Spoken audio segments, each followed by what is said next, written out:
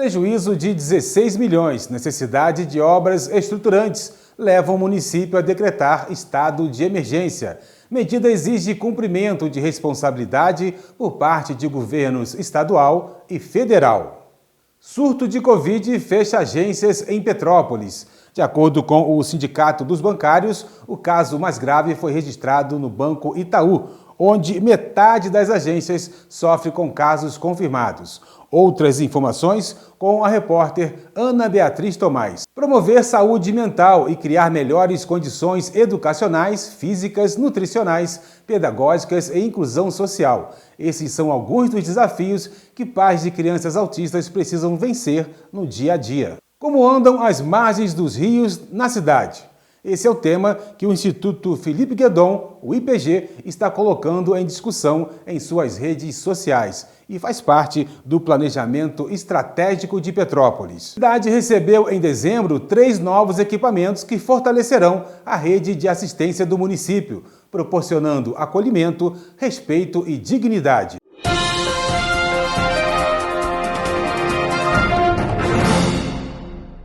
Olá, boa noite! Terça-feira, 18 de janeiro de 2022. Muito obrigado por sua companhia, começando mais um Vila TV Notícias, hoje com muita informação, prestação de serviço, utilidade pública e, é claro, com a sua participação, com a sua companhia, através do nosso WhatsApp 24 2231 6683. Anote aí, coloca no cantinho lá da geladeira, na cômoda, na penteadeira, não importa. 24 2231 6683, tá certo? Esse é o nosso contato, esse é o nosso canal de comunicação com você. E também você pode conhecer também o nosso portal, o www.vilatvnoticias.com.br. Lá você, além de ter informação, você também pode assistir a nossa programação. Clique lá na nossa web TV e você assiste a programação aqui da emissora 24 horas, tá certo? www.vilatvnoticias.com.br.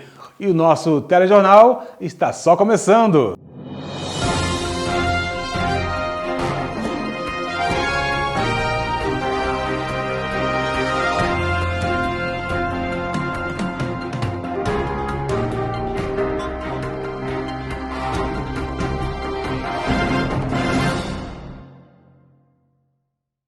Olha, a Defesa Civil do Estado esteve aqui em Petrópolis ontem, né? E uma análise preliminar incluiu Petrópolis no segundo nível de emergência. O que isso significa, né? Que permite que a cidade possa receber também auxílio humanitário.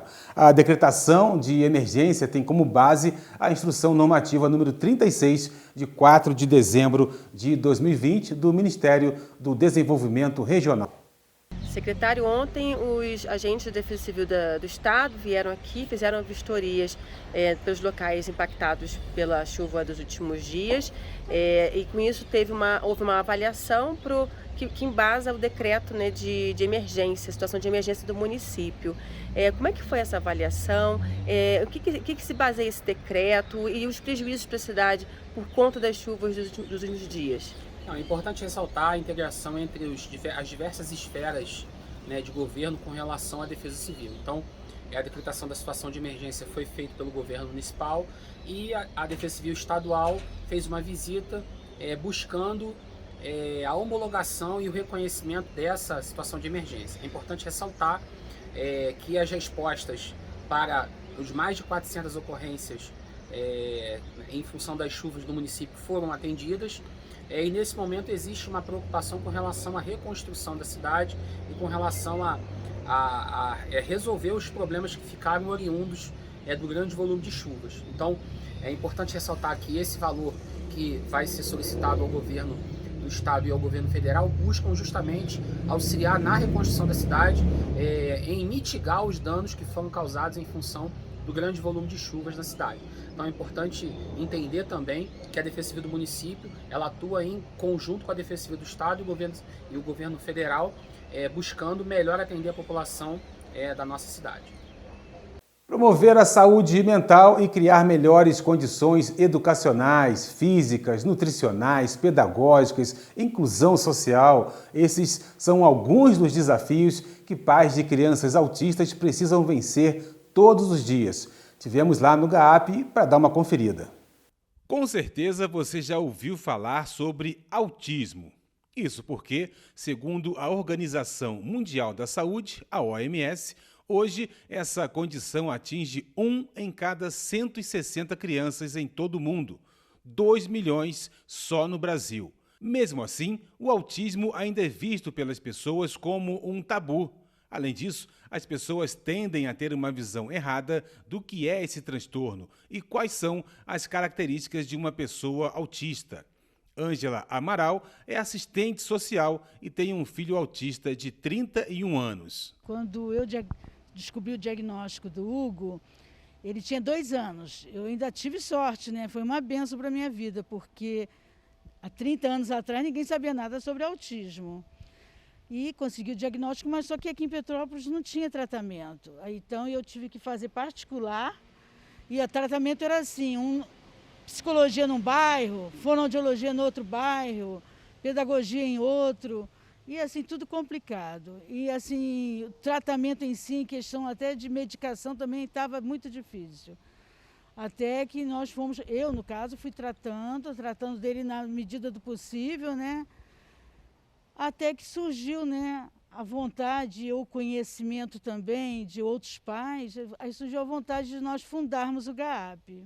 Eu, a Márcia e outros pais também na época fundamos o GAAP e começamos com algumas terapias e era até atendimento voluntário. E nós centralizamos, né, nessa clínica todas as terapias, né? E que tem sido importante para ele, e foi importante para ele. Como hoje ele está com 31 anos, se ficasse sem terapia, sem estímulo, ele estaria com um grau severo, posso dizer isso. E assim, desde cedo, sendo estimulado, é importante para a criança poder desenvolver a fala, o cognitivo, né? O autismo é um transtorno de desenvolvimento que causa problemas na linguagem, dificuldades de comunicação, interação social e comportamento das pessoas.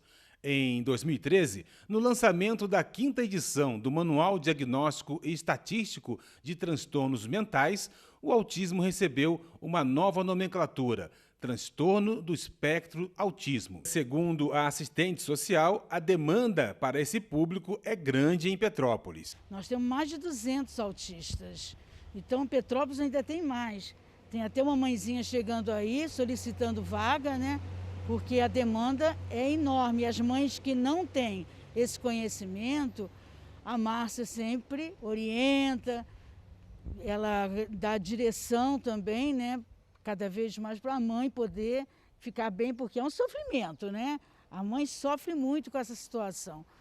É uma mudança mesmo, né? A mãe tem um plano, depois esse plano é mudado quando o filho autista nasce. Então, o Rinaldo fechou o diagnóstico como autismo só aos 13 anos. Até então ele fazia tratamento, eu sabia que ele tinha alguma coisa, ele era diferente. No particular, eu só consegui fechar quando ele foi para o público. Aí eu confirmei que eu soube do GAAP, a Márcia atendeu e viu realmente que ele era autista e nós começamos com o tratamento. Olha, para mim, eu sempre tratei, fiz as terapias desde ele pequenininho.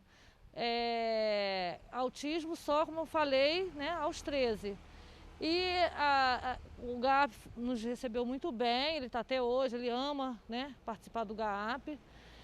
E assim, a família, ele perdeu o pai aos 7, teve trauma, aonde também aqui no GAAP ajudou muito, me ajudou, né, ele desenvolver melhor, ser mais feliz, né, que é o que eu busco. E assim, só eu e ele, somos só nós dois, ele não tem mais pai. Foi muito difícil porque na época não tinham médicos especializados para dar esse diagnóstico e eu fui em busca. Na verdade foi um susto porque eu não tinha noção do que se era autismo e eu comecei a estudar para tentar ajudar meu filho de todas as formas possíveis. Em Petrópolis, o GAAP é referência para as famílias. De acordo com Márcia Loureiro, fundadora da instituição, o diagnóstico precoce é feito cada vez mais cedo, o que aumenta a demanda por tratamentos profissionais e clínicas especializadas. As dificuldades são muitas, porque hoje, pelo diagnóstico ser mais precoce, graças a Deus, isso é um avanço. As crianças hoje com perto de 2 anos já estão recebendo diagnóstico e com isso elas vão sendo tratadas, né, mais cedo. E isso melhorou muito para as famílias que às vezes não tinham esse diagnóstico, mas em contrapartida houve uma avalanche de crianças com autismo. A gente pode falar que no mundo, né, nós vamos ter essa resposta no censo, que nós temos perguntas sobre o autismo agora no censo, então nós estamos esperando aí essa resposta para saber exatamente no Brasil quantas crianças autistas tem, porque a gente pegava o número dos Estados Unidos, a gente fazia uma aproximação. Na verdade, o autista precisa de um atendimento multidisciplinar, com atendimentos psicólogos, fonoaudiólogos, psicoterapeutas, porque o que mais a gente busca é tentar inserir esse autista na sociedade de uma forma ampla e consistente, que é uma dificuldade muito grande. Encontrar profissionais capacitados para lidar com os autistas, com seus desafios e as demandas do dia a dia. Primeiro a gente tem que ter muito amor, né? Tem que se dedicar realmente muito e eu falo que as mães também têm que se cuidar muito. Eu, por exemplo, eu faço academia, eu trabalho com o Rinaldo, ele toma medicamento agora, que eu sempre fui contra, ele sempre tomou medicamentos naturais, agora não, que já está um rapaz, não tem como, tá assim, com mais força, né? Ele agora quer ser dono de si, porque está com 21 anos, a parte também sexual dele, né? Isso também, o físico, conta muito. Mas eu consegui, né? Ele também é um autista severo, mas eu consegui que ele fosse, na sociedade, ele é uma pessoa bem aceita. Nós frequentamos igreja.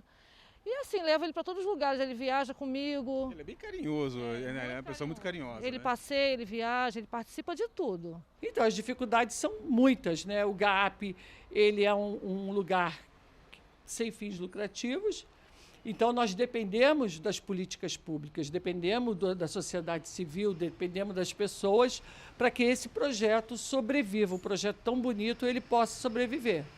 Olha, uma telespectadora aqui nossa, moradora da Estrada da Rocinha, enviou um vídeo pra gente. Quero pedir à produção para colocar o vídeo no ar aí. Gente, dá uma olhada na situação dessa estrada. Estrada de acesso ali, são 4 quilômetros entre Secretário até a estrada ali do condomínio, se não me engano, Capim Roxo, né? Isso mesmo, Capim Roxo. E aí a galera que trabalha ali gasta um bom tempo para ter que atravessar 4 quilômetros de buraco, né? E detalhe, ali não tem ônibus. E aí, as motos e os carros, né, todos os dias quebrados ali, danificados, e aí haja amortecedor, né? Pedir aí a atenção da Prefeitura de Petrópolis. Necessidade de obras estruturais para recuperar diversos pontos da cidade que sofreram com deslizamentos de terra e interdições, ainda pelo prejuízo estimado de quase 16 milhões de reais, que pode chegar, aí, segundo a Prefeitura, a 60 milhões. E o que levou aí o prefeito a decretar estado de emergência. Com a medida, os governos estadual e federal terão que cumprir as suas responsabilidades e auxiliar o município na retomada da normalidade. O Instituto Felipe Guedon, em suas redes sociais, está colocando em discussão temas que fazem parte do planejamento estratégico para Petrópolis. O tema desta semana é Margens dos Rios de Petrópolis. A jornalista Eveline Ventura conversou com o professor e pesquisador, presidente do Instituto IPG, Cleveland Jones. Você já parou para pensar como estará Petrópolis daqui a 20 anos? O Instituto Felipe Guedon reuniu cerca de 100 representantes da sociedade e elaborou o plano estratégico para Petrópolis. Hoje, no Vila TV Notícias, nós vamos conversar com o presidente do IFG, Dr. Cleveland Jones, que vai falar sobre esse documento entregue na Prefeitura com sugestões de melhorias para a nossa cidade. Olá, Dr. Cleveland, seja muito bem-vindo e nós queremos começar nessa entrevista explicando para os nossos telespectadores do que se trata o Plano Estratégico para Petrópolis. É um prazer estar aqui com você, Eveline. O Plano Estratégico traz um conceito que o nosso idealizador, Felipe Guedon, vinha batendo muito nessa tecla, que é que os municípios precisam ter na sua gestão um planejamento de longo prazo, que que não se limite somente aos 4 anos de uma gestão de um prefeito ou os mandatos dos vereadores. São políticas de longo prazo e elas são abrangentes, elas têm que abranger vários aspectos da vida do município, desde meio ambiente, negócios, urbanismo, todos esses temas. E é isso que nós fizemos. E como que surgiu a ideia, né, de criar esse documento, esse planejamento para Petrópolis? Foi um trabalho longo. A base do trabalho é que ele é inclusivo. Na realidade, nós desenvolvemos o trabalho com participação de mais de 100 indivíduos da sociedade civil, profissionais, inclusive com pessoas da administração pública, e dividimos em 8 temas diferentes, né? Como eu mencionei, cultura, saúde, educação, meio ambiente, desenvolvimento econômico, questões sociais e tal. E para cada grupo de trabalho, nós tivemos inúmeras reuniões, pessoas desenvolvendo um texto que eventualmente reuniu propostas, inclusive com questões de prioridade e prazos. E aí nós apresentamos um trabalho que é um trabalho em evolução, porque um PEP não é uma fotografia, depois a gente vai evoluir, e à medida que as coisas mudam e a pandemia também mudou a situação, nós também vamos evoluindo. Então, é um trabalho que a gente apresentou em 2020, ao final do ano, mas que ele continua sendo desenvolvido agora. Nós temos reuniões planejadas dos grupos de trabalho para continuar desenvolvendo esses temas agora. Sim, a gente sabe que esse projeto, nesse documento, foi apresentado na prefeitura, em uma reunião. Eu queria que o senhor falasse como é que foi a receptividade desse material, se de fato o poder público, né, se envolveu e está disposto a acatar algumas das sugestões apresentadas. O trabalho foi apresentado lá no auditório do Cefet, onde muita gente compareceu, foi entregue a todos os vereadores à época, os candidatos a prefeito, e realmente todos, pelo menos, demonstraram que isso realmente é algo importante para a gestão do município, e nós tivemos a oportunidade até de estar com gestores municipais que confidenciaram, olha, a vida deles é uma grande dificuldade justamente pela falta de planejamento e falta de poder planejar, até porque tem tantas premências também. Mas a importância de um planejamento, eu acho que é amplamente compreendida.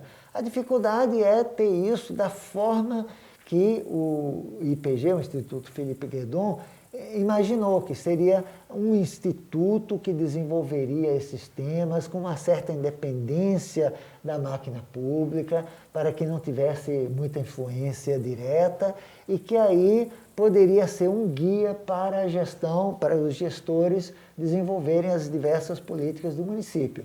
Então, nesse sentido, a gente está mostrando um caminho, mas isso é um caminho longo. Até ser colocado em prática, criar um instituto de planejamento, nós estamos em tratativas, temos estado em tratativas sobre isso, mas esse é um processo um pouco mais longo. Mas as propostas do PEP, essas sim, já temos apresentado em vários níveis, e algumas eu acho que tem muito boa chance de serem colocadas na lista de prioridades dos gestores. Outras a gente precisa fazer mais trabalho, inclusive com a comunidade, para que o público se engaje, que sinta que isso é importante, e aí, a reboque, com certeza os gestores também entenderão isso. Como o senhor falou, né, foram apresentadas várias sugestões em 8 áreas, é isso? 8 temas. 8 temas, né? E como que a população pode ter acesso a esses temas, pode ficar por dentro dessas informações e também participar, né, desse engajamento aí em prol da nossa cidade? Isso é chave. O trabalho não é desenvolvido num ambiente fechado, isolado. Nós temos e precisamos que a comunidade participe. Isso é feito através das redes sociais nossas, as pessoas entram, se dispõem a participar da questão de desenvolver um planejamento estratégico, indicam as áreas que elas têm mais afinidade. Eu trabalho com cultura, gostaria de trabalhar no GT de cultura. O outro diz, eu sou da área de saúde, gostaria de trabalhar no GT de saúde. E propor, discutir, participar das reuniões. Então é isso que a gente oferece, essa oportunidade para que as pessoas possam participar. Pessoas, tanto da sociedade civil como os próprios gestores também têm participado. Eles têm nos dado a informação de como é a visão de dentro. Nós temos uma visão de muitos participantes de fora, da sociedade civil, com demandas e tal, e de muitos profissionais que dizem, olha, essa é a experiência em nível global que tem dado certo em tais e tais cidades, vamos ver se podemos trazer esse exemplo positivo para cá. Inclusive, dentro do Brasil, nós temos muitas experiências positivas. Nós já tivemos, também foi em 2020, até porque o ano passado não conseguimos adiantar muita coisa com reuniões presenciais, mas trouxemos pessoal de outras cidades para falar sobre o Instituto de Planejamento que eles têm e como funciona. E nós estamos usando essas experiências para ver se podemos extrair algum caminho que poderia ser emplacado aqui em Petrópolis. Entre essas sugestões apresentadas, né, eu sei que são temas super interessantes, né, que vão trazer melhorias para toda a cidade. Muito amplos, muito amplos, né? Mas uma questão, né, que nos chama a atenção e que vem sendo sempre discutida na nossa cidade é a questão das margens dos rios. O senhor, né, como mestre, professor e doutor na área de geologia, queria que o senhor falasse um pouco quais são as ideias nesse sentido, né, e se é possível trazer melhorias, né, numa ação aí conjunta da população, com o poder público, de que forma a gente pode melhorar a qualidade das margens dos rios? Esse é um tema transversal, né, porque na realidade ele tem aspectos do meio ambiente, tem aspectos da urbanização da cidade, então traspassa esses temas. Mas pode sim melhorar muito, porque o que nós vemos são muitos problemas, né? Inclusive problemas estéticos, problemas de imagens ruindo, prejudicando até as vias por onde os carros passam, problemas até que vão ser caros resolver posteriormente. Alguns chegam ao ponto de exigir uma canalização dos rios, que fica horrível, porque já não dá mais para renaturalizar as margens. Então é importante que as pessoas tenham um conhecimento um pouquinho maior sobre esse tema. A gente tenta desenvolver isso, é o que estamos fazendo no momento com um tema que se trata das margens do rio, que em nossas redes sociais nós estamos dando oportunidade para que seja discutido, tem uma entrevista lá, os temas são comentados, e além de levantar alguns dos problemas que são óbvios, alguns, outros nem tanto, a gente também trata de algumas soluções e outras que não são soluções, apesar que, como eu tenho dito, né, as pessoas nem sempre têm conhecimento profissional do assunto, algumas trazem questões que não se aplicam, mas aí cabe a nós esclarecer e dizer, olha, é assim que funcionam as margens, é importante ter espécies arbustivas e arbóreas segurando as margens, não adianta só botar grama, não se pode deixar muito vertical os taludes. Então essas questões todas precisam ser discutidas e depois absorvidas pela própria máquina pública. A Condep é quem cuida das margens, faz as podas e planta e tal. Ela sim tem um papel muito importante de cuidar bem das margens, mas com o quê? Com uma política que cuide das margens com vegetação apropriada. E as pessoas também têm que desenvolver um sentido do que é esteticamente correto ou agradável. Margens sem arbustos, sem árvores, algumas pessoas podem achar bonito, mas isso não é sustentável. O ideal é, até como nós tínhamos, hortênsias, outros arbustos nas margens, isso ajuda muito. Com certeza. E quais são os próximos passos, né, do PEP? Agora que foi apresentado, está nessa divulgação desses projetos, das ideias, das sugestões.